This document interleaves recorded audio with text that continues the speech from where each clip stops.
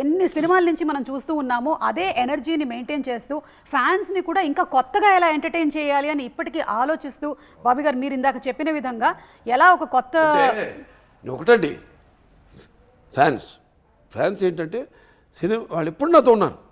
ఎప్పుడు ఏదైనా నేను దుఃఖాలు కష్టాల్లో ఉన్నప్పుడు నా కష్టాన్ని వాళ్ళ కష్టంగా నాతో పాటు పంచుకుంటారు. సరే ఆనందానికి ఇక వాళ్ళకి అదుపు లేదు. కానీ ఏంటంటే మెయిన్గా జనం మన తెలుగు వాళ్ళని నిజంగా చేతులెత్తి వాళ్ళకి నా ధన్యవాదాలు తెలియజేసుకోవాలి. ఎందుకంటే ఎప్పుడు ఏది కొత్తదనం ఇచ్చినా వాళ్ళు దాన్ని ఆస్వాదిస్తారు. ఏ కొత్తదనం ఇచ్చినా మనం ఇవ్వాలి. మందే ఏదైనా ఉంటే తప్పు మనలోనే ఉంది, కానీ లోపం వాళ్ళలో ఎప్పుడు లేదు.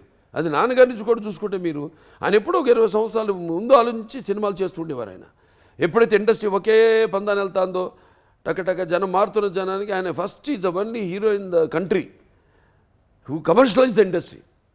కమర్షియలైజ్ చేశారు టోటల్గా ఇండస్ట్రీని.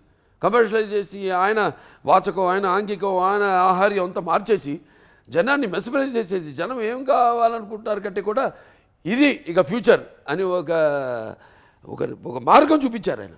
ఇండస్ట్రీకి ఒక మార్గం చూపించారు ఎన్టీఆర్. సో జనం అందుకే ఎప్పుడు అంటుంటారు జనం అంటే ఇక్కడి నుంచి రావాలి. అది నాకున్న జ్ఞాన సంపదలో బ్రాహ్మణుడిని, ఐశ్వర్యాన్ని, వైశ్యుడిని, మంచికి మాలని వంచిస్తే ఎదురు తిరిగే మాదిగని, కష్టాన్ని నమ్ముకున్న కమ్మరిని, కొమ్మరిని, కంసాన్ని, రజ్జుకుని, నాయ బ్రాహ్మణుని, కల్లుగిత కార్మికుడిని, కల్మషంలోని యాదవుడిని, ఆపదలో ఆదుకునే వెలమని, వ్యక్తిత్వంలో రాజుని, అమ్మను మరిపించే కమ్మని, పౌరుషంలో రెడ్డిని, భుజబలంలో కాపుని అని. సింపుల్. నాకు ఫ్యాన్స్ అందరూ నా ఫ్యాన్సే. పార్టీలకి కులాలకి అతీతంగా నాకు అవన్నీ నేను ఎప్పుడు అంటుంటాను. ఏ సినిమాకైనా భాషా భేదం కానీ, ఆడమగ తేడా కానీ, పండిత పామరాది పట్టుబిడుపులు కానీ, లేకపోతే ధనిక దారిద్రాది తారతమ్యములు కానీ, లేకపోతే దురభిమానులు అనే అడ్డకట్టలు నాకు ఉండవు. అది నేను సంపాదించిన ఆస్తి.